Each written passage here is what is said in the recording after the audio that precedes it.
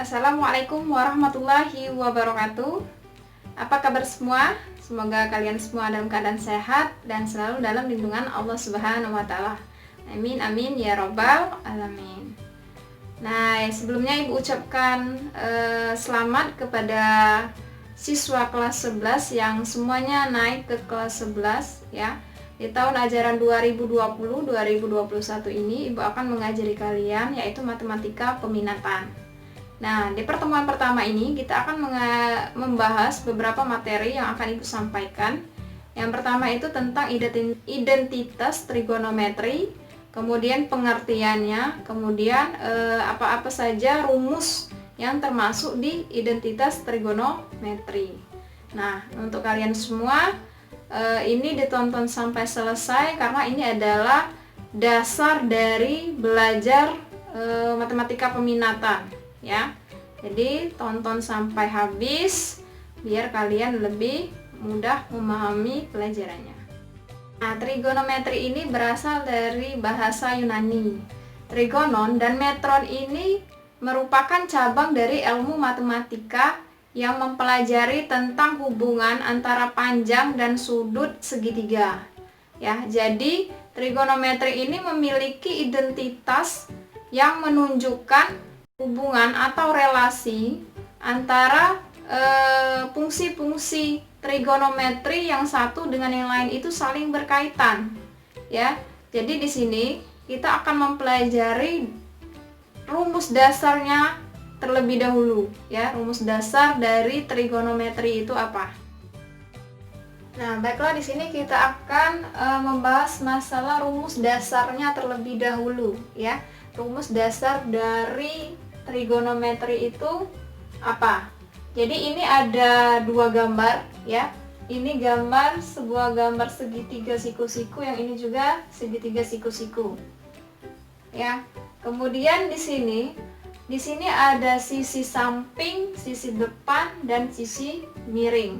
Di sini sudut segitiga siku-siku 90 derajat dan ini adalah sudut alfa. Nah, yang menentukan sisi samping, sisi depan itu dan sisi miring itu kalau bangunnya berbeda itu seperti apa? Jadi kalau sisi samping dia letaknya di samping dari sudut alfa ya. Ini sudut alfa yang ini. Ini kan alfa, sudut alfa. Jadi yang namanya sisi samping dia terletak di samping sudut alfa. Ini kan ke samping dia. Ya. Kemudian sisi depan dia di depan dari sudut alfa. Ini namanya sisi depan.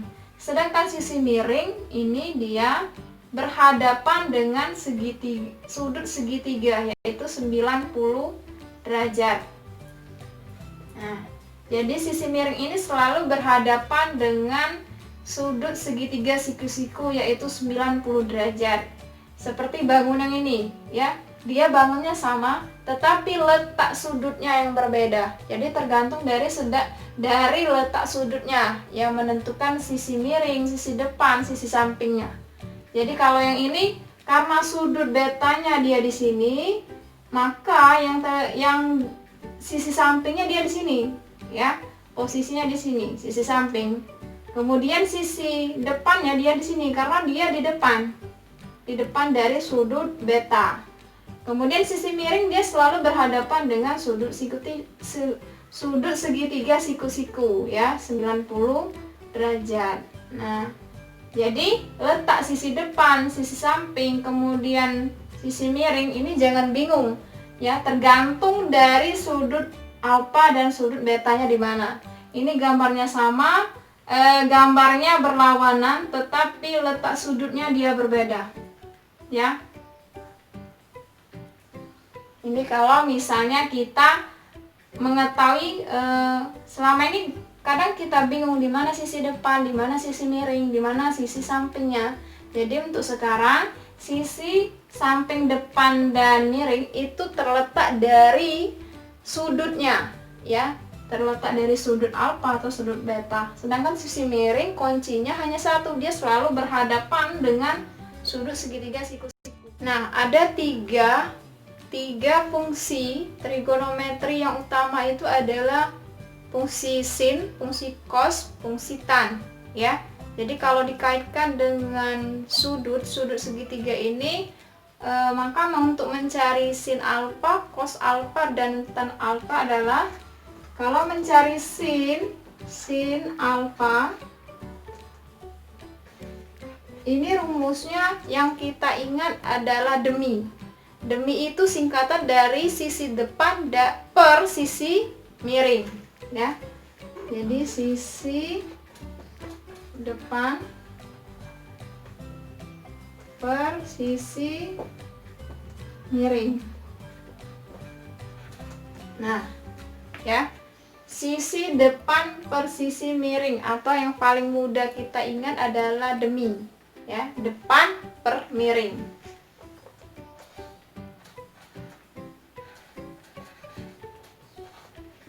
Nah, kalau untuk mencari fungsi cos alfa sama dengan itu adalah yang kita ingat sami, ya, samping per miring. Jadi sisi samping per sisi miring, atau disingkat dengan sami, ya. Nah, untuk yang fungsi tan itu rumusnya yang kita ingat adalah desa, ya, depan per samping. Jadi tan alfa sama dengan sisi depan per sisi samping, ya, atau kita singkat dengan desa, ya. Jadi ini adalah tiga fungsi trigonometri yang utama. Ada sin alfa itu demi, depan per miring, ya. Kemudian cos alfa sami, samping per miring. Kemudian tan alfa desa per samping.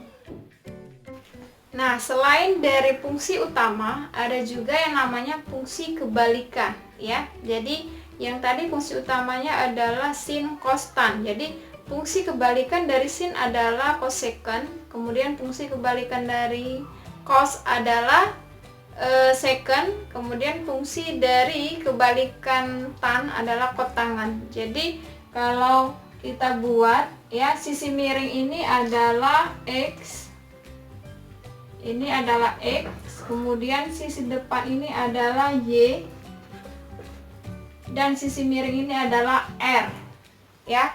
Jadi kalau di rumus identitas trigonometri x, y, r. Jadi kalau di rumus kita masukkan ke rumus utama tadi, yaitu sin alfa. Sin alfa tadi kan demi, ya. Demi, jadi depan per miring. Jadi depannya adalah y per miring, miringnya adalah r, jadi y per r. Kemudian cos alfa tadi adalah sami, samping per miring, sampingnya adalah x per, kemudian miringnya adalah r.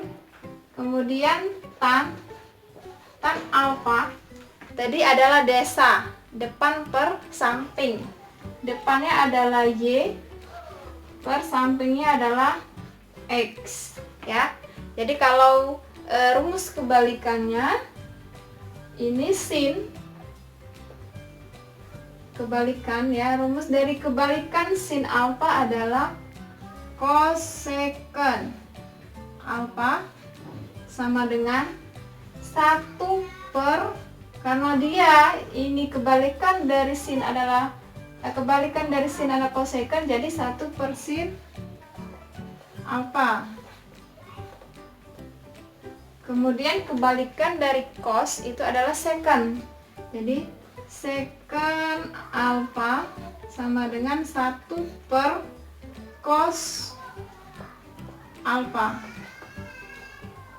ya. Kemudian kebalikan dari tan ini adalah kotangen. Jadi kotangen alfa sama dengan 1 per tan alfa, ya. Nah, jadi inilah yang termasuk rumus identitas trigonometri. Nah, itulah penjelasan untuk materi kali ini ya, di pertemuan kali ini. Semoga bermanfaat. Jangan lupa ini diterapkan di kehidupan sehari-harinya, banyak-banyak latihan mengerjakan soal ya. Nanti ada tugas dari ibu, tugasnya nanti menyusul.